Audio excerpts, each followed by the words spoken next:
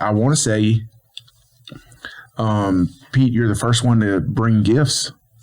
Well, I wanted to bring food. Yeah. But we have had that before too. So I'm good. So that's the thing. We've had restaurant guys on before. It's like, they could bring us like wings or something, but it is kind of then you just hear smacking and they're like, no, it's just some swag. It's just some fun stuff. I mean, your kids might want it or whatever, but that is good stuff. Yeah. Thank you very much. Yeah. That's awesome. How about an intro? Can we get an intro Pete John. Isn't there something to be said? Like they don't trust people with two first names? Dude, I got 3, so I don't know what that means.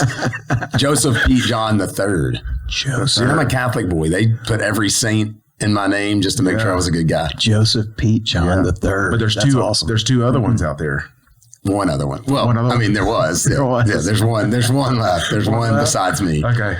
Dad's still kicking. That's very cool. You have a brother. Yeah, we both know Rick. Yeah, Rick is my oldest brother here in town. I know Rick. Yeah, he's a good guy. Yeah. Talking about business stuff, I mean, couldn't have done it without him. Yeah. And then I have another brother that lives in Athens, Georgia. And then my sister lives in Nashville. So we got a big family. Wow. Yeah, so we're kind of spread out. But yeah, Rick and I are the last of the Mohicans here in Shreveport. Yeah, we worked with him a little bit, so it's been great. Yeah, y'all used to office years ago, right? Yeah, I did some business stuff with Rick separate from you, whatever you did with Rick. But he was doing some title work whenever we launched Berkshire Hathaway. If we needed to sue each other, would he be the go-to guy? Well, he has a partner in his office. We could just. I'm just saying, mediate. He knows us. He knows us both. Give us a discount. Yeah, give us like a half off. Yeah. We could just go at it. That's right. For all the money that the podcast has made. The attorney. I don't know if attorneys do coupons. It'd be nice if they did. He always used to say when I was younger, he's like, "Dude, you get one get out of jail free card, dude. That's it. That's it. You use it because you get hey, yeah, that's awesome. I still got it in my pocket, but you got one though. That's a lot more than most people. Yeah. Right. I'm lucky. Very blessed. That's fun. I'm very excited to talk to you because I feel like we've got some interesting things to talk about here. But you did bring something. What is this? Tell me about this. There might not be anything in there. Y'all are thanking me, and there might be nothing. No, it's just some swag. I get some. Our culture is it's a fun culture. So I mean, we have there's mini football, sweatbands, pins, bracelets, just kind of good stuff, just kind of fun. So threw it together, and I said, you guys have something. I don't like to come empty-handed. This is a Southern thing, right? I don't want to come empty-handed. I was going to bring you a bottle of wine, but I thought maybe it's a little too early. What do they say? Don't show up with one arm shorter than the other, or something like that when you're supposed to bring a gift. Sometimes people can't. That's a saying. That's true. That's true. That's cold-blooded. That's right. That's right. I like all people to come to my parties. Yeah, right. And I eat quesadillas. I don't care if you have one arm longer than the other. That's right. That's right. Well, look, we need to get to it. So you are Dillas. What is your relationship with Dillas? I'm a franchisee. You're a franchisee. So I'm the CEO and owner of Primo Restaurant Group, and essentially it's what it is. I mean, it's a restaurant group that we're the first and only at this time franchisee of Dillas Quesadillas. The only. I mean, we're young, man. It was, we've been doing it 8 years. Primo Restaurant Group has been a partner with them, but Dillas itself is about 13. Don't quote me on that. I think it's something like 12 or 13 years old. So we are, we're the first and only. And based out of Dallas? Plano. Yeah. So they have 6 locations in Plano, Frisco, Denton, McKinney, like North Dallas, Forney. So everybody passes Forney going to Dallas. And then we have 5. So we have 2 in Shreveport, 1 in Bossier. We opened Ruston last year and Nacogdoches, Texas, where Stephen F. Austin is. So we have 5. So, I mean, it's weird because Kyle and I can tell you the whole story whenever you ask or whatever. Yeah, let's go. So Kyle and I worked at Raising Cane's together. He actually worked for me. I was like, and I say that not being funny. Like I was a area director, whatever, and he was a GM, and we worked together. Well, then he had left, and he had always wanted to start Dillas, and so kind of long story short, you meant to just tell you to kind of get into it. Kyle is the guy that owns Dillas, or he's the founder. He's the founder of Dillas. Oh, sweet. So I'll go back a little bit if you want to hear it. I want it all. All right. So I went to Louisiana Tech. I'll kind of start there. I'm Captain Tree, but went to Louisiana Tech, got out. I wanted to always go to the University of Georgia. That's where my brother and sister went. I grew up in Atlanta. And so I said, I want to go there and get my master's. I don't know why, because now I don't need it, but I wanted to do it. So I went, didn't get in, needed management experience, right? That's the thing is they're like, man, you need to go be in the real world so you can provide for the university too, some insight. So I came back home And I was looking for a management position, and Raising Cane's was opening their first location in North Louisiana in Shreveport on Uri Drive. So they have a unique franchise model. Well, they don't even have one anymore because it's all corporate owned. Yeah, now it is. But I remember, was Bump part of that with you? Bump and I've been. He's part of the story for sure. Bump won't come on the podcast. Grouch pussy. He won't do it, and I hope he sees this. But dude, you can't be saying that about me. No, but so anyway, so I started with Cane's, and I started as like a shift manager, $7.50 an hour. Mom and dad were super happy about that. Oh, college degree, and now you're flipping chicken fingers for $7 an hour. But I had a plan, and the plan was to get some management experience, go back to grad school, and then do whatever. I didn't know what I was going to do. But anyway, I started with Cane's, and I was good at it, and I love people, and I like interacting with people, and the brand was growing. We had like 25 locations at that time. Are you a Cane's alum? So I worked for a franchise group. I think they were based out of Lexington, Kentucky. Yeah, they opened stores in South Carolina. I can still see the guy's face because I was part of that beginning piece of it. I mean, I remember Lexington, and then there was like Lincoln, Nebraska, and Norman, Oklahoma, and they were, there was Sugar Land had like a little franchise deal, but they were also in like medical stuff. This was like a little. They own hotels too. A lot of things. They had a lot of different stuff, but so anyway, I did that and kind of grew up, right? Then became a GM, and then ended up becoming a managing partner, and then ended up becoming like over like 7 or 8 locations in the state of Texas, and came back, did a I just really, as you can tell, like I was like just growing and developing. Well, I did that for 12 years. Well, then the relationship ended. And it was, they were going one direction. They were growing a way that, I was growing another way. It just happens. I told everybody it was a divorce, and divorces are never good, but sometimes it's for the best. And ultimately we went our separate ways, and I didn't really know what I was going to do. And, I was kind of lost, and I was like, man, this was blindsided me, and it just happened. And kind of skipping over a year, and there's some people that I always mention in my story. And one of them is Matthew Santamont, who I always talk about him because the dude was there for me. And he's like, hey, man, I'll bridge this gap for you in between the time of leaving Cane's to whatever you want to do ultimately. So I did that for a year and worked with him, and he taught me a lot of good stuff about life, about business. And then I started Kyle called me actually one day. This is funny part. He's like, dude, so they got rid of you, huh? He's like, it's about time. Kyle, the guy at Dillas. And I was like, dude, now's not the time to joke. I was like, and we laughed. We always had a great relationship. Well, he had just opened his first location at Dillas in Plano. And so I said, hey, Tara and I, my wife, I said, we want to come and see it, kick the tires, and kind of see what you got going on. And man, when I walked in, I was blown away. I mean, Kyle was always a great guy. We were very much aligned culturally, spiritually, family-wise. I mean, we always had been aligned. And so I went in, and man, the smell was like fresh. And like the brisket, I could smell the brisket and I was like amped up. I started getting the juices going again for the restaurant business. Well, we started talking, and I said, hey man, let's open one. Let's see what happens. Let's open one in Shreveport. I know enough people. I had a great group of guys that had come with me from Cane's. They were like, hey dude, whatever you do, I want to be a part of it. And so really we opened the first one, and we had a license agreement. It was kind of like, hey dude, just open them. Don't sell spaghetti quesadillas. It was like one of those things, just stay within the line. And we kind of had the deal. Well, we did that for, several years, opened the one on Piermont, which is the first one. Mm-hmm. And then that was in October, November of 18. That used to be Pieworks. I used to love it. It was Pieworks. It was like Monsieur Patou, which was like this French restaurant. That place, that was cool. Yeah. There was some cool stuff. And that building, it's a neat little location. I liked it, and the price was right. It just made sense. And so we opened October of 18. Yeah. Well, then what happened? Like a year and a half later. Pandemic. Then a pandemic happened. And we're like, oh my God, dude, what do we do? So we pivoted, man. And I had great people. Jeff Toohey, who is our director of operations, still with us. I had a couple other guys that came from Cane's, and I had very loyal.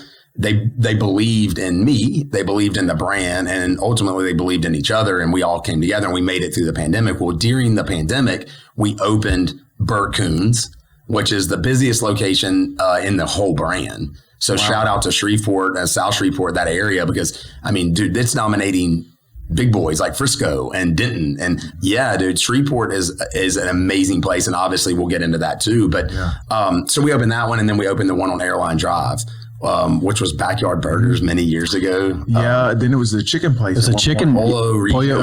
Pollo Regio. Yeah. My Spanish is not the That best. place is awesome. I liked that place. Yeah, you get like a whole rotisserie chicken. Right. I always thought Massive about Breaking chicken. Bad whenever I saw I did whenever too. saw I did that. too. Like, That's right. It had the feel. But This episode is sponsored by Clint Davis Counseling, helping people make lasting internal change for external growth and success. They provide professional counseling, education, and resources to the community of Shreveport, Bossier City. They have 3 locations, one in Shreveport, one in Bossier, and one in Benton. So go to clintdaviscounseling.com or give them a call, 318-562-6903. so we opened that one, and then we kind of got our bearings straight, kind of like, hey, we have multi-units now. How's it working? Just discovering a lot of the brand and a lot of the management stuff. And then I was a Louisiana Tech grad. And so I was like, man, I love Ruston, and Ruston has it going on. Oh yeah, man, that city. And I'll tell you a couple funny things with that, but that city has it really killer instinct, and they're ready to grow. And so on Tech Drive, it was right near the campus. It made sense. And the guy over there, it was great to work with. And he, we worked together a deal, opened that one. And then 6 months later, we opened Nacogdoches in Stephen F. Austin, which is across the street from the university. So so that's where we are today. But it happens, man. Like I was just interviewed recently, and the guy's like, dude, you have 5 locations. Like, how do you feel? And I was like, dude, I hadn't really stopped to, like, every now and then I have to be like, you know what I mean? Like, dude, where are we? What do we? Yeah. It happens so fast. And, my kids think 7 or 8 years is eternity. Yeah. But for guys like us, we're like, man, that's like a blink of an eye, and it's over. So that's where we are. I mean, that's what we're doing. And it's been a heck of a journey, and it's a ton of fun. I'll tell you a quick aside about Ruston. I got to give Ruston a shout out, and the mayor over there, because they're such awesome people. Mm-hmm. I went to him before we even opened, and it might not have been the mayor, someone in his office, but I said, dude, like, how are y'all doing this? Like, you're building roads, and you got they beat us for Buc-ee's. Dude, Buc-ee's, Willis Knighton's building a big thing. I mean, there's just a lot. There's just a lot going on over there. And I said, how do y'all doing it? And he goes, it's the funniest thing in the world. He goes, we put like a millage or a tax to vote on a road, and the people vote. The people say, hey, we're cool with the tax. And then he goes, you know what we do? And I'm like on the edge of my seat. I'm like, what do you do? And he's like, we build the road. I was like, oh my goodness, dude, go figure. Like, you tax me when they do it. And I was like, they're just very good people over there. And man, I wanted to be a part of that. And it is surreal when Tara and I'll go back with our kids, and we're looking at where we lived, and it's not there. Yeah. Where did you, when did you graduate? 04. I graduated 04. Yeah, like we winter. were there at the same time.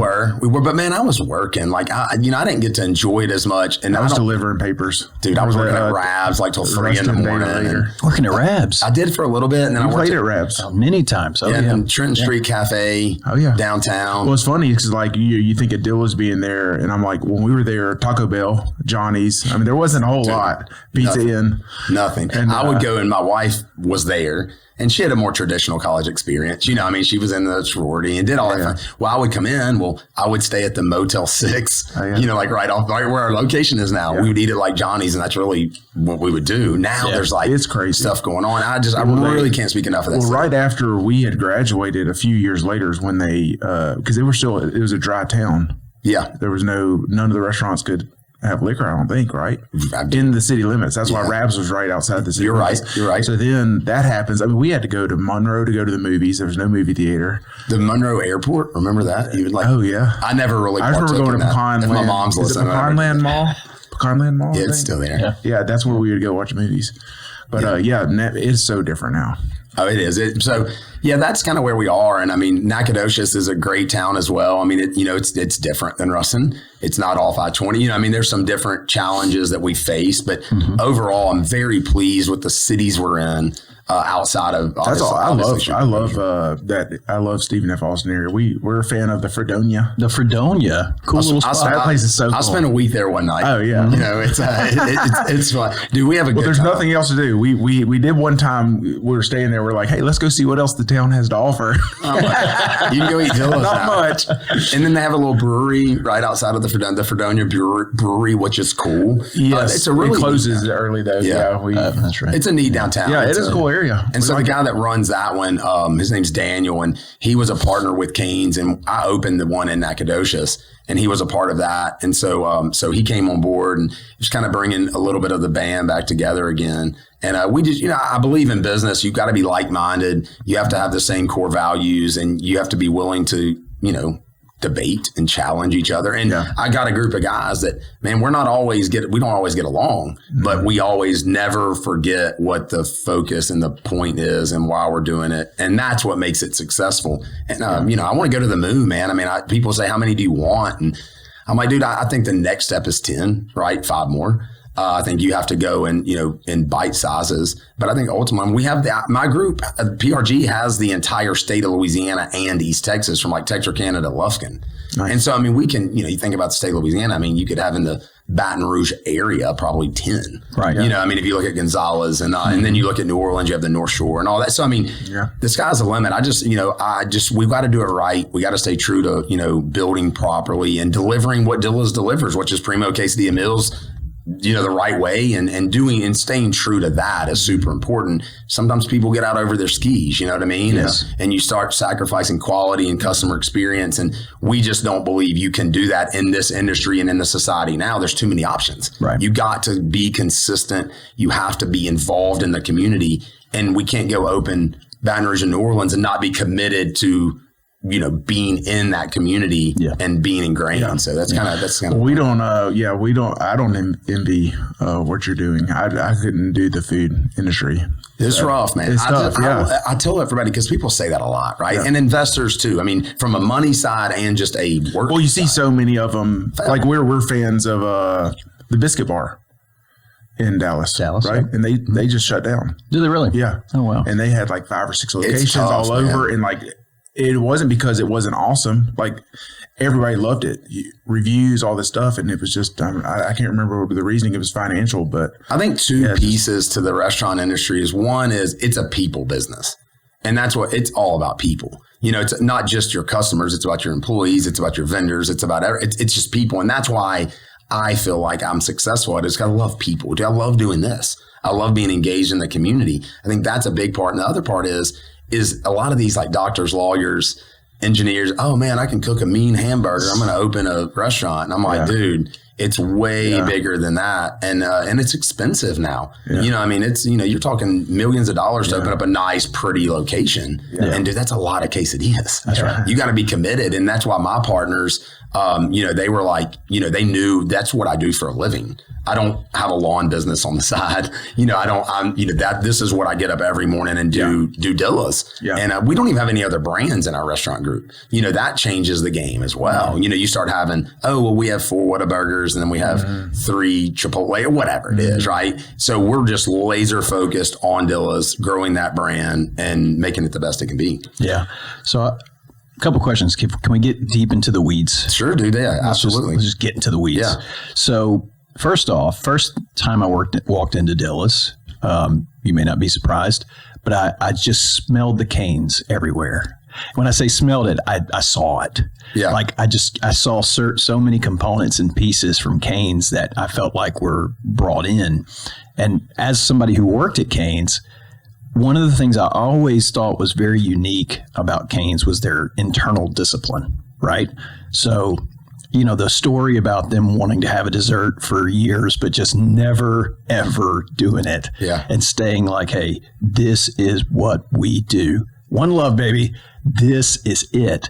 And so when you talk about people wanting to open up restaurants and all those things, and when you think about the model, I think Dillas is a lot like that, but your purview is a little wider, right? You got a little bit more variety on the menu. How do you think about that internal discipline with your brand? I think with us is Kyle and I were talking about it the other day, and simplicity wise, we are super simple. Mm-hmm. It's just quesadillas, but you can get a million different varieties. Yeah. I think the discipline comes in is doing it right. Yeah. Every time, like consistency. And with the only way you're consistent, the only way you get results is through consistency physically. I mean, you can't work out once a month and expect, to get the physical body you want or the health you want. So I think I'm answering your question. The internal discipline comes from like saying, hey, we're going to do, we do one thing. We do primo quesadilla meals, and we're going to do that while there's a wide variety. I think that's a advantage. Yes. Because you have the vegetarian and the vegan, and you have someone who, like during Lent, we have the big beanie, which is beans and cheese, for the Catholics that don't eat meat on Friday. And, so I think that it is scary to have one product because, what if chicken became the thing, like you can't eat chicken or you're going to die, right? Mm-hmm. But I think and I really believe, and I'm not being a homer when I say this, I think that like where we are is not extreme of, the cafe that sells chicken pot pies and, whatever, spaghetti, ribs or whatever, right? Yeah. But then I think the simplicity of Cane's was beautiful, and that's why they're successful. Yeah. They do one thing and do it better than anybody else, and we do too. Yeah. We just have a little broader. We can, when we're marketing, because I'm a marketing guy. Well, at Cane's, it was. I'm not going to I didn't really go to the gyms and be like, hey, man, after your workout, go crush, 6 chicken fingers. With Dillas, we do have more marketing options, meaning that we can go to different aspects of the community and say, hey, listen, we can serve you. We have a salad. You can get the Southwest salad. And so, there's a healthy, so mom can come in who's watching her carbs and eat something. And then the 13-year-old boy that can eat you at a house and home, he can come in and get the fluffy, which is like everything, dude. It's like with queso. So I think to answer your question, the discipline comes in is knowing what you're good at and keep delivering that. And all our stuff's fresh. And that makes a big challenge too. So it's like the discipline. And I commend Kyle, and we argue all the time about it because it could be easier to go to pre-diced bell peppers and order those in. And then they're pre-diced, but we don't. We punch them, everything every day. We do it fresh. And that takes a lot of discipline as an owner to say, hey, dude, we're not varying from that. And it's the same with, I can't speak to Cane's now, I've been going a long time, but, it's always like fresh, never frozen. It's like, no matter what, we're going to have fresh food, Right. So that's kind of the discipline, is staying true to what got you there and adjusting. Well, and that's, on like the big chains, like I was Taco Bell the other day, now they're like serving French fries. And I'm like, what are they doing?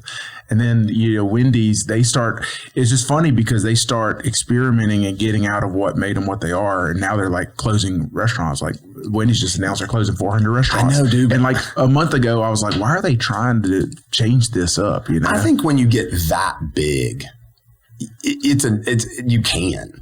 I mean, and you really look at it like some of these brands that you think are huge are really small McDonald's has like 30,000 locations. I mean, they could close 300 and like not even know that it even happened. You know what I mean? So I think that's a big mistake a lot of businesses in general make, is like, dude, you're good at this, be the best at this and be consistent at it and stay true to that and don't try to dabble. We don't serve alcohol. Do I say we ever might? Well, maybe we open one on the beach somewhere and maybe a margarita does go good with it. But truly, that's not, we're going to continue to do what we do no matter where we are. Well, to your point, Layden, and I was thinking about this on our way home. We drove from New Mexico home, so we got to stop, a dozen times. Yeah. And a couple things hit me. Number one, we had to stop at Wendy's, which my wife likes. I can't stand it. And I remember being in college and going to Wendy's and feeling like there was so much more flavor in the food than what we experience today. And I think that over that 20-year run, whatever it's been, you see some of these big companies just really looking to take, kind of take a little out of here, take a little out of here, take a little out of here. That chopped bell peppers, like whatever. We're gonna save a little money on our cheese. We're gonna do this, this, this, and this. And over that run, it's like, what are you left with? Mm. Is it good at all? No, it's not good. We had Paul Reeser on. He and I got to visit one day over lunch. Yes, he shed a lot of light on his experience with me. It was great. Yeah, and he, and because we have the Benton Sonic, and it's a staple in Sonic. There's not much else there. And then I was like, dude, we knew exactly when you sold it to corporate, it changed. It does, and that's why Kyle is very from a franchise model, is that he's very particular about who. And I don't think, and I can't speak for him, but I kind of know, is that it's not going to be to where like, oh, Leighton, I'll sell you one, I'll sell you one, I'll sell you one, I'll sell you one. It's like more of like, hey, let's get a group and y'all open 20. Because it's easier. You see a lot of these brands where it's like, oh, we have a deal for 500 locations. well, you just have a deal. Like that doesn't mean 500 is going to open. That means someone signed a deal that said we might open 500.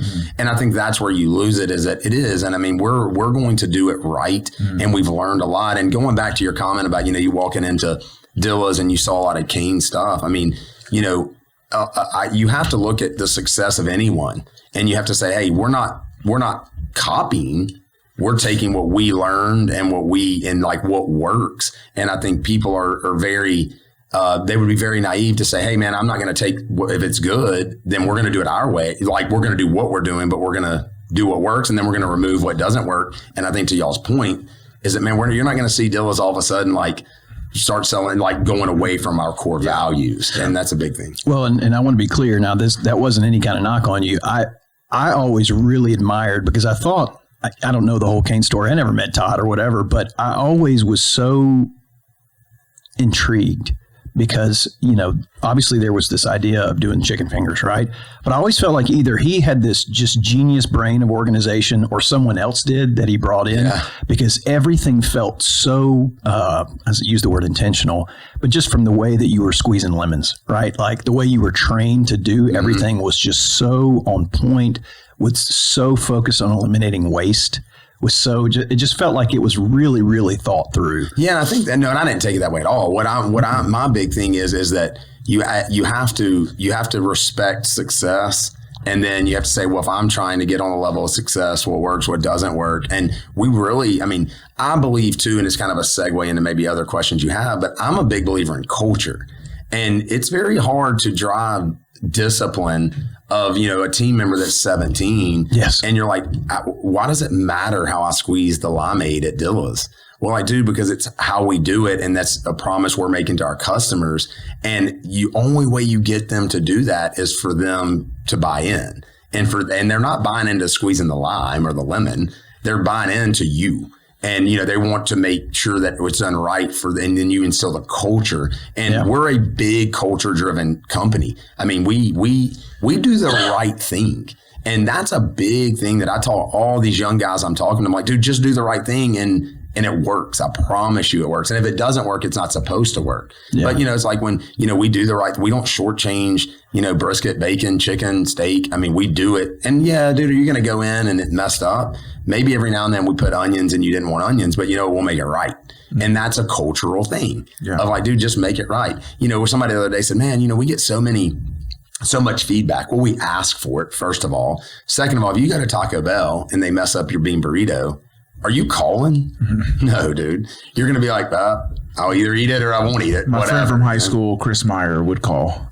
We would get home and he'd call Whataburger. He's like, put me on the books. Yeah. You messed up my number one. Put me on the books. But we ask for it and then we make it right because we're not perfect. And I talked to a lady that was mad the other day about something. I said, listen, we're going to screw up. Yeah. I'd be lying to you if I said we didn't. But one thing I 100% guarantee is we will also make it right. Yeah. And that's a cultural thing that, nowadays, man, things are expensive and people covet their disposable income. And if they choose to come eat us and they spend $12 or $13 on a quesadilla meal, then it's not just about the food, it's about the bathrooms and it's about coming in and getting greeted and it's about the follow-up and it's about, supporting organizations and they see you're ingrained. And we always say too, we want to be the community's restaurant. We don't want to be just another restaurant in the community. And that takes a lot of effort, guys. Like that's not easy. You don't see a lot of big brands actively involved. Mm-hmm. When they get big, I give, hey man, here's $10,000. We smile for a picture. And then you call me next year when our contract's renewed and we'll put a band. We more try to like really and truly get engaged and show a school or a church or an organization that, hey man, we're going to give back to you. And all we ask in return is you eat with us. And then we'll continue. It's that model of giving, right? Yeah. And we'll continue to give with you. And I've had hard conversations with organizations. You're like, man, I walked in and you had Taco Bell quesadillas, but I don't see Taco Bell supporting you. And that's the personal side. That's when you have relationships and you're like, dude, come on. And then they're like, I feel bad now. And they're like, well, you should, you should not order quesadillas from me. So anyway, I got off track. This episode is sponsored by Ivy's Building Materials with 3 locations in Halton, Blanchard, and Mansfield. We are your locally owned home center. We have hardware, building materials, anything you need to build a house, to fix a toilet, to paint a room. Come see us at Ivy's Building Materials and see the service that we are known for. IvyLumber.com. On the college towns, so your last two are in college towns. Are you, I mean, obviously you talk about community, you got to be heavily involved in the college, right? Yeah. Are you employing a lot of the college students? Or? We are. And we offer, our competitive pay is obviously has to be there. But the big thing with us is we're flexible with our schedule. We understand, once again, it's culture, right? We know, dude, you got finals this week. We get it. We know that 98% of them are not going to be quesadillas people the rest of their life. They're going to be doctors, lawyers, Indian chiefs, whatever, right? They're going to go on and live life. And I feel like we can teach them about life. And I have story after story after story. I mean, the other day at Mardi Gras, we were talking about it before we came on, like 8 cops came rolling up on bicycles, and like you could have heard a pin drop at my house, like the music, right? And like everybody's like, what happened? Well, one of the guys was a good employee of mine at Cane's years ago. And he was coming by to say hi. And you look at that, and the nurses and doctors and lawyers. And I feel like it's not about quesadillas. It's about giving an experience. So we do. And that's a recruiting tactic is I'm like, dude, I know you're not doing this forever, but you don't know who's coming through the drive-thru. And I have a story of a girl that I'm still friends with, her and her husband. And she was trying to get into nursing school. Well, the dean of nursing always came in.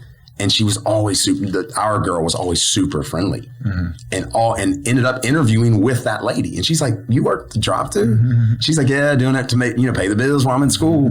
Got into nursing school, now she's a nurse. Yeah. And so I use that story because I'm like, dude, you just don't know. And that's the culture that we instill. So employing college kids is important, not only because they are the large part of that population, but it also creates culture. It creates buy-in to the university. They get their friends, and it just creates this energy and this synergy that we're in the community again, Are you, talking to anybody in the service industry, that the hardest thing is keeping people, right? Is that a struggle? Yeah, man, it was really tough. Obviously during COVID, we were like paying people to interview.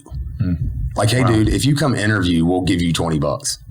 Dude, it sounds like I'm lying. Like, it sounds crazy. Yeah. It's changed a lot over the last couple of years. Now we do have a lot, but it is difficult. But my thing is I tell people all the time, you should not hire on the spot. You should never. I don't care what you're hiring for. You should give them, hey, we always say, dude, here's what wonderful. This is why you should work at Dillas. I'll lay it all out for you. It's beautiful, right? And then I say, but here's the skeleton in our closet. And they're always like, okay, what's the catch, right? We demand excellence and perfection and appreciation and respect. And I go, it's hard. You got to be in uniform. You got to look nice. You got to take a shower. You got all these things, right, that go into it. And then I'm saying, you leave, and I'm going to call you in 24, 48 hours. And I want you to then tell me, are you committed to what I said? You know what you're getting. You know the pros. Are you willing to do what it takes? And if you lay that out for an employee, a future employee, then they know the expectation. Nick Saban says all the time when he was at Alabama, dude, we don't talk about the expectation. The expectation is what it is. We don't ever have to talk about it the day you're not doing it. And so that is how you retain, is you lay it out. Because a lot of the, this don't know, don't care, don't want to. A lot of the problems in the service industry is they don't know. They weren't trained and they weren't held to that standard. I say all the time, we're going to screw up food. I was talking about it. We're going to make mistakes. Well, if you make a mistake with a food, it could be 5 people's problem. Like, who didn't take the order right, or maybe it was the cook's problem, or maybe it was the expo problem. There could be multiple people. But if it's engaging Leighton when he comes in and I'm just not good customer service, that's on you and only you. And so we lay that out. So there's a zero tolerance for customer service, right? You deliver, because you control that. If we mess up and put onions on your quesadilla, dude, I could go in and chew ass of everybody in the building. But ultimately, we really focus on that. And if we lay that out for the future employee, then dude, there's no, and there's no, I'd say, I never fired anybody. Yeah. Like, dude, and you chose not to do it. And it's no big deal, dude. I'll still pick you up on the side of the road if you have a flat tire, but you're just not going to work for me. Yeah. This reminds me a lot of, have you ever heard of the company Powell's Sudden Service? I haven't. You need to do a deep dive. So a little chain up around, I think it's Kentucky, but their metrics, their retention, they're competing with Wendy's, right? It's the same kind of thing. Yeah. But exactly what you're talking about. They have impeccable standards, and man, their numbers will blow your mind. But it was all based on that. It's all based on culture. It's all based on saying, hey, this is a hard place to work up front. Like, we're not going to let you drop fries for 2 months. Like, you're going to come in, you're going to sweep, it's like Karate Kid, right? Like you're going from the very bottom. But I think that's really, when you think about retention, I think that's right?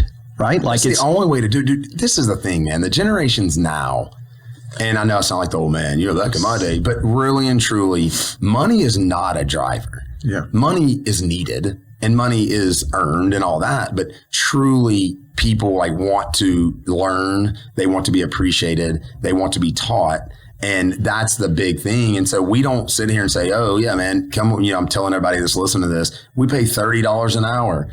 That's great. And they might come and want to apply because we would pay $30 an hour, but they're not going to stay. Mm-hmm. But we say, hey man, listen, you might give up $1 an hour working for us versus doing something else at Amazon or whatever it is, right? A big company, but this is what you get. Yeah. And, people like standards. People like knowing because then they don't feel blind. They don't feel like they're, man, am I doing this right? They know. And I'm a huge believer in that. And this is the challenge with the restaurant industry, like you said.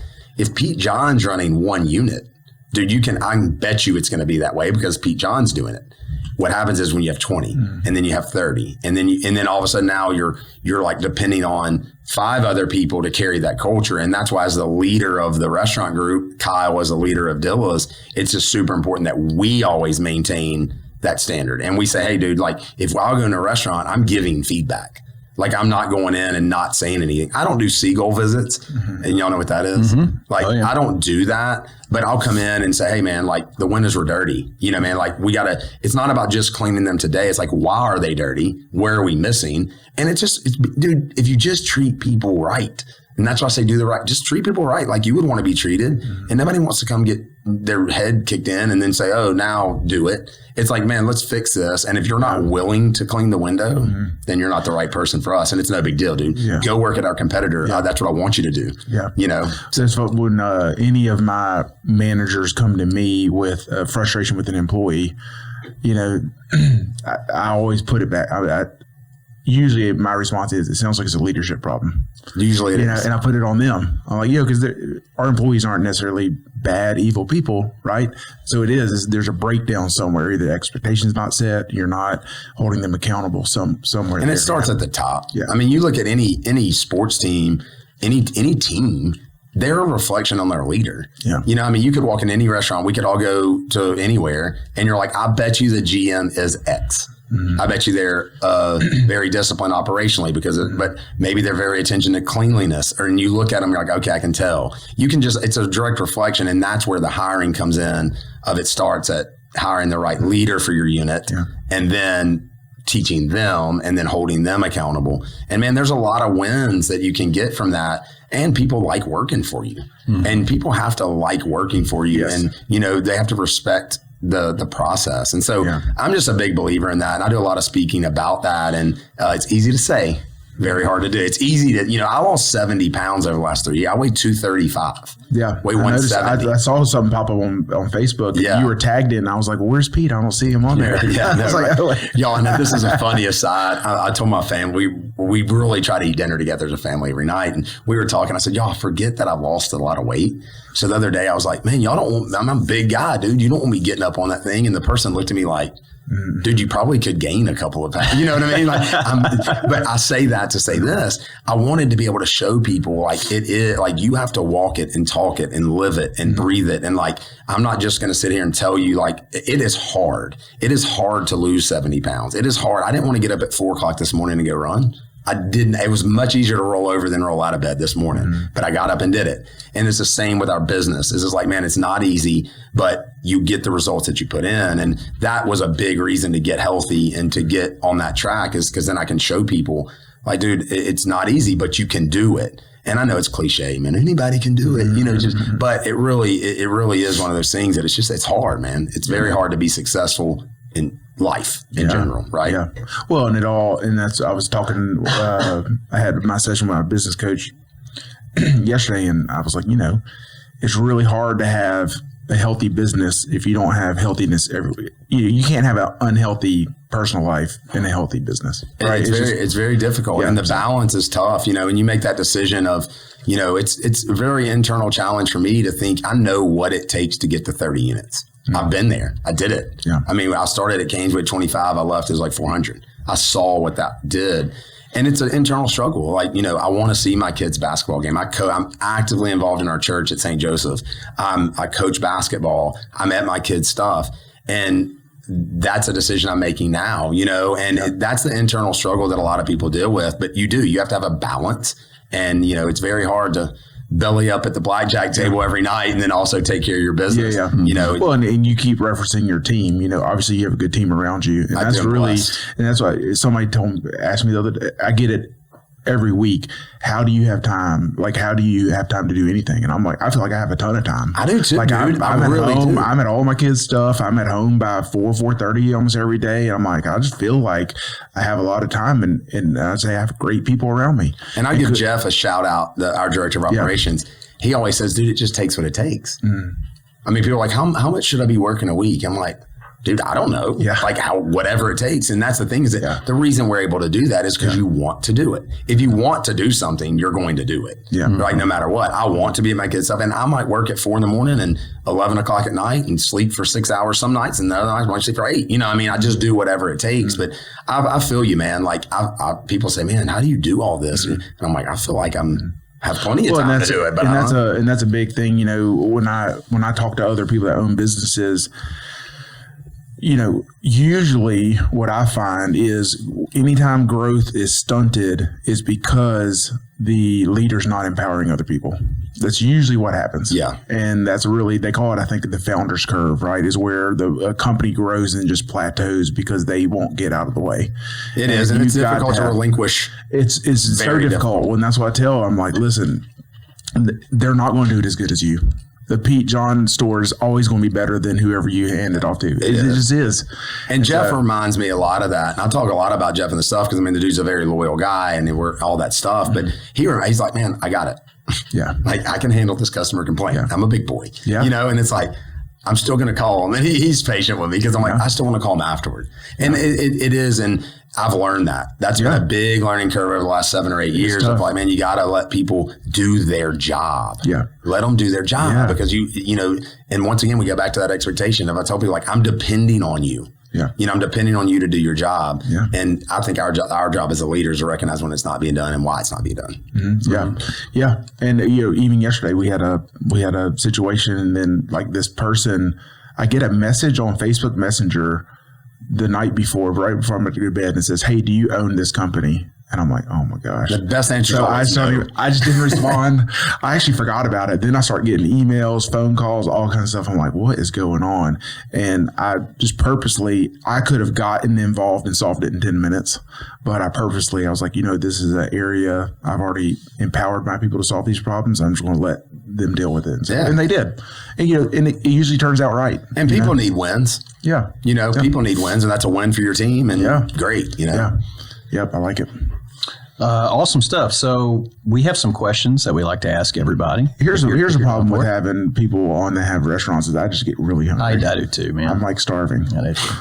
On a brisket quesadilla right now. Yeah, me too. We open in like 50 minutes. I'll get you one. I've had many a lunch at the Bossier location. Y'all do open at 10? You say y'all have breakfast quesadillas. Well, yeah, we can do them. Okay. So I do it we do it for, drug reps and that's a sector of the catering. Yeah, because I've been we don't serve it like you can't come in and get breakfast, but we'll do it. And man, they're like the bacon, egg, and cheese quesadilla. Is that something that you might do eventually? I would like to. But once again, that's kind of a Dillas corporate decision. But once again, we have such a good relationship. I mean, we're willing to try things. We do have it teed up. Yeah. That's a whole, once again, dude, we go back to doing it right. And what about it's a whole rollout. What about open late? Are you open late? No, I feel like, and this is Pete John's opinion, I feel like we would do better having a breakfast day part than a late night day part. Mm-hmm. I've been in that game 3-4 in the morning, and my mom always said nothing good happens after midnight, and once again, it goes back to the cultural thing of if we open one on LSU's campus, maybe it is. I can imagine the people that are craving a quesadilla at 3 a.m. might not be the best customers. Might not. A lot of problems, man. Yeah. They don't come in, they're not in their church clothes, cleaning the bathroom. But I could also see, you play a show. You tear down gear. Oh, sure. Driving home, 2 in the morning. Yeah. Yes, I don't know. I Craving mean, we're quesadilla. young. I think, who knows, man. But no, the breakfast deal it's really good. And hopefully one day we can share that with the entire community and do it. And That's really cool. This episode is sponsored by Plumber for Hire, locally owned plumbing company specializing in residential and commercial plumbing. They've recently expanded into new construction plumbing, and also, they're very proud of starting their HVAC division. So when the temperature gets hot, if you need any servicing or work done on your heating and cooling system, make sure to call Plumber for Hire. There's no job too big or too small for them. You'll see their vans driving around town, giving them a wave. They really pride themselves in getting to every job within a day of the call coming in. So get in touch with them, 318-709-9090, or visit their website, plumberforhiresbc.com, or you can find them on social media. Cool. so I like it. Okay. Are we ready? Yes. So 3 questions, if you're up for it. This will be interesting. So beyond Dillas, what is the best local meal you've had lately? Best local meal I've had. I'm just going to say what my favorite is. Maybe that'll be easier. I'm a huge fan of the Mabry House. The Mabry House. Okay. Yeah. I mean, it's a fine dining. Oh, yeah. But they are great people. I always find it's funny you ask that because I find myself enjoying the food is phenomenal there, but it's more than the food. Yeah. It's more. It's an experience. It's an experience, and I always talk about gas. And they give a shit, right? Mm-hmm. It's called gas. And so I'm like, Ginger, they care. Yeah. Do they care that you're happy? They care that you're there. They care. Truly the appreciation. Mm-hmm. I've eaten some really great meals, y'all have as well. In Dallas, Tara and I try to go to Dallas a few times a year, and we try a nice hotel, nice dinner. Mm-hmm. That's like the Monarch downtown. Have you ever been there? Mm-hmm. I mean, it's an experience. Yeah. But I didn't really feel like did they really care that Pete John was there? And I feel like, and maybe it is a local thing, but to answer your question, it's the food's the food's phenomenal, but it's more than that. I mean, it's expensive. You go spend $100 a person or $150 depends if you're drinking or whatever. Yeah. But I feel like I leave and I'm like, dude, I was glad I gave them my money. I mean, you're not upset about it. And so to answer it, it's not just about the food, but Mabry House, if you haven't tried it, that's a shout out to them because it's a fun old antebellum home. And super. Have you've been? Yeah. I mean, it's just a cool experience. It is a cool experience. Very nice. I've never done the tasting thing though. I need to do that. The chef, the kitchen, dude, it's we did it with our team. We did one Christmas. I told that before we opened up, we had one unit, I think. And I was like, let's do this. And it'll sneak up on you, man. You stand up and you're like, I just had 2 bottles of wine. I didn't even realize that. Because, it's like little sips. And you're like trying it. Yeah. But it's such a fun experience. And we've actually, our kids, it's like after when school ends, it's like a tradition because Tara's birthday's right at that time. Yeah. So the kids getting there, they look like they're going to first communion. Yeah. You know what I mean? They're like in their gowns on. But it's just and that's what life's about, right? I mean, it's about going and having experiences and having fun. And I want to do business with people that care about my business. Yeah. And that's why I answer the question with that name. Yeah. Cool. I love it. I like it. I love it. Okay. So a little more challenging, this question. You ready? Oh man. Yeah. I don't have a choice. I'm here. If you had a magic wand, what would you change about Shreveport Bossier? You could change anything. What would it be? It's funny because recently with this Amazon, investing, don't quote me on $12 billion data centers and all that. I know that's a big debate in the community. What I would like people to realize is that sometimes you have to take risk. And those risks, I think the G unit, don't get me speaking out of turn because I'm not educated on a lot of these subjects. But I think I would like to change the mentality of take the risk because without the risk, there's not a reward. You can play it safe and Shreveport can continue to be what Shreveport is. And I use this in business a lot. You really have, you can either do the same thing that you've been doing and you're going to get the same results, or you can do something different and maybe get different results. That would be what it is. I'd like to see the mentality of open-mindedness. And I don't mean this progressive, weird type thought. I mean okay, this data center, what is it? Why is it? How is it going to work? And go in positively. Go in with what good could come of this, not throw up every reason why it won't work. And that's a big part of what I would like to see change. I would also like to see solutions versus problems. I'd like to see people come and say, hey, I think this is a problem and this is how I would fix it. And then whether it's Mayor Arsenault or whoever it may be, then they get an opportunity to say, okay, I see your solution. This is why it will or why it won't work. You know, the Mardi Gras parade recently, the Jim and I they were debating on when to move it because the weather was coming. This is just a silly example.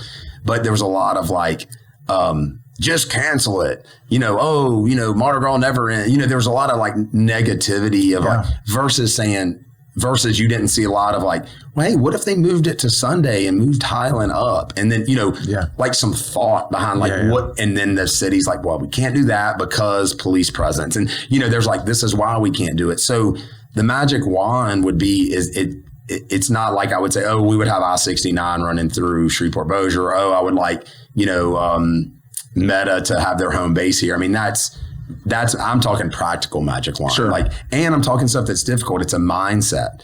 And I want my kids to want to be in Shreveport. I want them to stay here. But, you talk to some people like, I want them to go see and go and leave this town. And I've always, like, you know me for many years, I've always been pro Shreveport. I'm always, I believe in there's great people, great opportunity.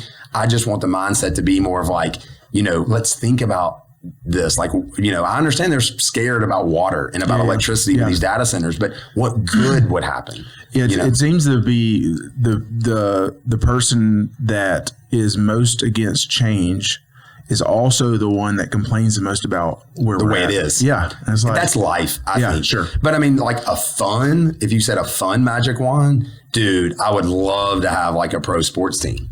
I would love to have like the LSU, like the, 40,000 enrollment university, that because I'm a sports guy. I always say Mardi Gras feels like you're tailgating. And like if you could just walk a half mile to the stadium, it would be, and like every weekend it's like that. That's the fun magic wand piece of it. I think would be awesome to have like a pro sports team. And we have some great sports teams here, but if you could wave the wand and be like, all right, man, we're filling 100,000 person stadium and you can smell the barbecue and that's the fun stuff. It was interesting because I keep thinking about this. We had Rick Rowe on a couple weeks ago, and he brought up this point that in the 50s and 60s we had the opportunity to become Nashville. Oh yeah. You're right. And I just keep thinking of that. It's like, and was it that were the people in power at that point not willing to take a risk? And it might be. And, there's nobody more that takes more risk than an entrepreneur. And then you can break it down even more. A restaurant entrepreneur is like every time you open one, dude, you open the doors and you're sweating bullets of like, are they going to eat it? Are they going to eat it? And so I can say that and nobody can challenge me because I am a risk taker, but it's an educated risk. Yeah. Right. And it's and that's what I think it is, man. I want people to be like, man, let's make an educated risk that this is the reward. And sometimes you're going to fail and sometimes you're not. How many millionaires have been broke? Yeah. Well, and it's, and I think if you're looking at a big picture is, if Shreveport Bossier wants to be, if we want the risk takers to come here and take those risks, we got to make it easy. Yeah. And we just make it, it's like, it's a high risk and we make it really difficult. Yeah. And that's the thing. We own the Burt Coons location out there. There's that stretch of trees between like Academy and where we are. And like my dream would be like, I'd love for that to all get torn down and have like a Costco or, like whatever, dude, like a big, like how much would that improve our property value and our business? But we have like, it's like, you got to take a risk and go out there and like sell. And I think too, we have to sell the city. I don't know who's doing that now. I mean, I've been so head down in opening restaurants, but it's like, you need a point person that's going out and like selling. And like I tell my guys, like sell quesadillas, dude. Hey man, go to Chevyland and say, hey man, like feed your people. This is why you should use me. This is what, and then you have to deliver. Yeah. And that's we had Carlotta on, and that's kind of a role she has for Bossier. Okay. Is like, people are saying, hey, we're looking at this place for our business. Tell us why we should come here. Yeah. And I'll tell you this, it's a good in line with this is when we went to Ruston and Nacogdoches, and I use them because it's not Shreveport. Sure. But like they wanted us to open as fast as possible, as easy as possible. And the young guys that work with me are like, why are they? And I'm like, they want sales tax. Yeah. Like they want us to open. They want people to come eat here. They want us to pay our sales tax. They want progression. They want growth. They want all that. And they put their money where their mouth was. I mean, the inspectors were not trying to shut me down. They were doing whatever they could do to get me open. And they would say, hey, man, listen, I can't approve this because it's a safety deal. We got to drop this ledge down an inch. But like, I'll go ahead and give you a temp deal. You know, I mean, like whatever it took. Gotcha. And there was a lot of trust. And there was a lot of like working together and collaboration. And so I'd say that because it was working in different cities outside Shreveport was a little easier for me because I mean, I knew a lot of people and I kind of knew the game and I knew where to go and who to call. But when you go into a city and you don't know anybody, which like these companies that are trying to come here, they really don't know anybody. We have to be willing to bend over backwards and do what's best for the city, but also like be accommodating. I'm not saying we're not. I'm just saying that is something that if it's not happening would be something that should happen. Yeah, sure. Well said. You rose to the challenge pretty well. You feel like you had some great answers. This episode is sponsored by Priority Roofing, locally owned, family-ran business specializing in residential and commercial roofing, repairs, replacements. No job is too small. They've helped thousands of homeowners in the Shreveport-Bossier area over the past several years. Call the office, 318-202-2123, or visit their website, PriorityRoofingLLC.com. Okay, one last thing here for you. What excites you personally about the future? It could be business, it could be family, it could be all the above. What's that? Watching my kids grow excites me.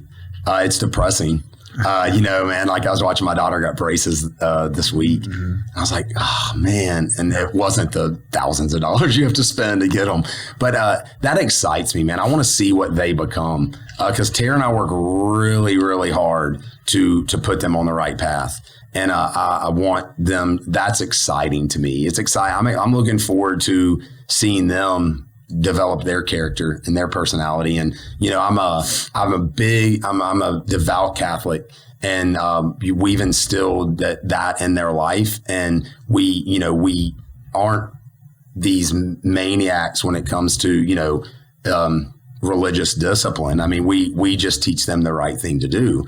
And I like to when I coach boys and girls middle school basketball at St. Joseph. And I do that, and I view it differently than maybe others, but I view it as like I like to see them develop, and I like to see the character. So what excites me is to see what I'm creating, not only just with my children, but with the other kids that I'm involved in their lives. And it's super exciting. The cliche answer is I'm excited about growing Dillas, and that is true. But when you gave me the opportunity to talk about something that's personal, that is what excites me. And I get up every morning and thank God for everything I have. And it excites me. I'm curious to see what's next because I'm a big believer in things happen for a reason. Canes and I, splitting ways and going different ways, man, look at what would have not happened had that not happened. Yeah. And there's serious things people are going through in life that they have to really dig deep and say, why is this happening? But I believe it happens, and you learn from it, and then you try not to make the same mistake. And so it excites me. I'm excited about life, man. I really am. And I think I've become more grounded over the last several years because I appreciate what I have. And, my dad, he had said for many years, he said, he tells God, he says, I don't need anything else. Just don't take anything away from me, and that's a mentality of like just appreciating what you have. And, that excites me because I know that what I'm doing now, I can't wait to see, my daughters and what they become. And like Tara and I sitting on the porch as old people and like, look at that, man. Mm-hmm. Like we created something bigger than this because this life we're in right now, man, it's short. I mean, it's nothing. And so it's that really, I'm amped about things. I love what Shreveport's doing. I love what you guys are doing, man. I mean, when Leighton reached out, I was like, dude, this is awesome. Like it making an impact. And that's what I like to see. And I'm sure you guys like to see it too. You've talked to, if I get to 10 or 20 units in a few years or whatever, you're going to look like, dude, that's pretty cool. Yeah. Like we helped give him a platform to talk about it. Yeah. And I'm just a big positive guy. I believe positivity breeds positivity, and I don't associate with negative people. And I don't feel like I have time for that. And realist is different than being negative. You know what I mean? Like reality is what reality is. But so that's a very broad answer. But at least I'm not sitting here saying, dude, I say, hey, look, I'm gonna go ahead and call it that he's the mayor one day. Listen, man, dude, I knew it was gonna come up. Yeah. Hey, I'm just really encouraged, right? Yes. So to hear you talk about your story.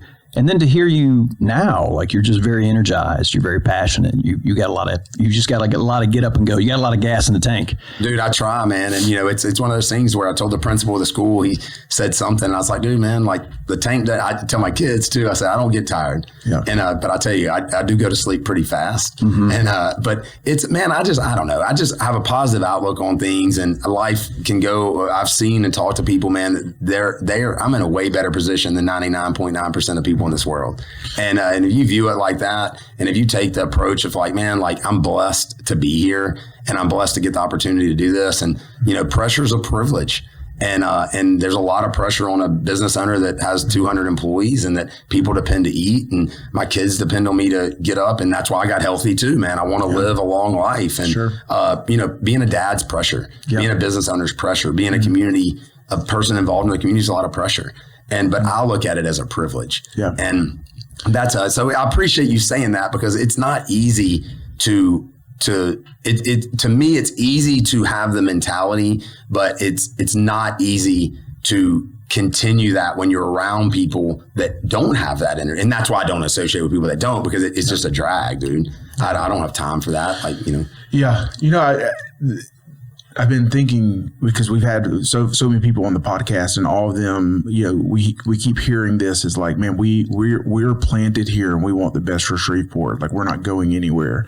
We want our kids to stay here. And I'm like, I just wish there was anytime I'm around a big group of leaders in the community, there's always like an agenda of like, I'm here because I need to promote my business or I need to, you see what I'm saying?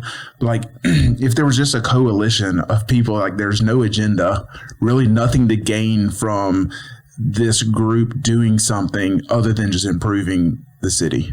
When you make a decision or like, if you make your life to where it's not about you, it's funny because it becomes about you. Correct. You reap the benefits of that. I have days, man, and I know we're probably getting way off track. I don't know what time it is, but I have days that, it's like, well, Pete's going to eat. Pete's going to eat first. Pete's going to eat, like everybody else can eat second. And then I like take a breather, put a Zen in my mouth, you know what I mean? Like take a deep breath, like do my woosah moment. And then I'm like, well, if they're eating, then that allows me to eat. Now they got to be hunting too. Yeah. I'm not the only one hunting, but everybody's going to hunt and I'm going to make sure that they eat. And if they eat, then they're continuing to hunt. And then and it's just a mentality of I'm a servant leader. At Dillas, we believe in servant leadership. And it is, man, there's no agenda. And I think if people had that to where it's like, dude, we're just doing the right thing for the right reason. But a lot of people do the right thing for the wrong reason. Mm-hmm. And I believe, when you put other people first, somehow in the universe, you benefit from that. And whether it's on this life or the next life or in business or whatever, I'm a big believer in that, man. And I just get fired up. I want people to listen to this and be like, damn, man, like the dude's got the juice and I want some of the juice. And I tell people all the time, dude, you got it. Yeah. It's just up. It's between your ears, man. That's the thing that gets you. Is it just between your ears, and I run a lot, man. I run, a couple 100 miles a month and I do that. And, they say that it's like 90% mental, man, like your body can withstand a lot. And that's been a big help for me too. Of like realizing like it's all up here, man. It's just a mentality. You can get up in the morning and ho hum, or you can get up in the morning and get after. Either way, and so much of it's infectious too, right? Dude, I want people to want to be around me. Well, and people should, if they want to have your mindset, they need to be around people with your mindset. Yeah, right? And you surround yourself with like-minded people. Absolutely. And that what's it saying? Like lazy people don't like productive people, and productive people don't like lazy people. And it's that thing. It's like I want people to be like, man, I want to be around that dude because when I'm around him, like I feel like I can, I get motivated. I get excited about the city, about life, about business. And I believe the city's on the right track. I love seeing when you have 5 or 6 people entering the mayor race. I think that's young people too. I think that's great, man. Yeah. Like people want to make change. People want to be involved, and I'm really, really excited about what the city's got going on. And I think if the community has the right mindset, we can take this data center issue, challenge, whatever you want to, opportunity you have, and we can succeed. Whether we have it or not, it's meant to be. Whatever happens. But I'm really encouraged by what we got going on, and what you guys have going on. I think it's great, man. I think it's really great. Awesome. What a great talk. Yeah. So awesome. Just a quick, because we've already done the drop-ins, but a quick sponsor shout out, very quick. Thanks to. So our sponsors, we have Plumber for Hire, we have Priority Roofing, Clint Davis Counseling, Ivy's Building Materials. Ivy's Building Materials. Thanks to the sponsors. Yes. All right. Dude, you can't do it without them. That's right. Cannot do it without them. All right. Cool. Thanks so much, man. Hey, man, thanks for having me, guys. Appreciate it. Yep.